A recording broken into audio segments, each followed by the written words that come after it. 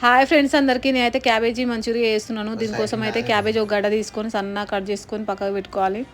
చిన్న చిన్న కట్ చేసుకోవాలి, ఎంత వీలైతే అంతగా సన్నగా కట్ చేసుకొని పక్కకు పెట్టుకొని మిరియాల పొడి, గరం మసాలా, ఉప్పు, ధనియాల పొడి, గరం మసాలా, కారం, కొంచెం కార్న్ఫ్లవర్, కొంచెం మైదాపిండి కూడా వేసుకొని కొంచెం వాటర్ చల్లుకుంటూ ముద్ద వచ్చేటట్టుగా కలుపుకోవాలి.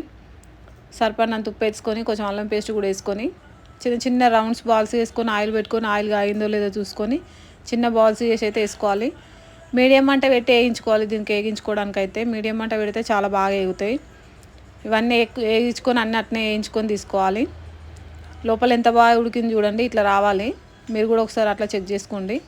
ఇప్పుడైతే కడాయి పెట్టుకొని ఆయిల్ పెట్టుకొని కొంచెం 4 వెల్లుల్లిపాయ రెబ్బలు సన్నగా కట్ చేసుకొని, కొంచెం అల్లం, పచ్చిమిరపకాయలు, ఉల్లిపాయలు సన్నగా కట్ చేసుకొని వేసుకొని ఉప్పు, కారం, కొంచెం పసుపు, కొంచెం వెనిగరు, కొంచెం టమాటా సాసు, కొంచెం చిల్లీ సాసు, కొంచెం సోయా సాస్ వేసుకొని బాగా కలుపుకోవాలి.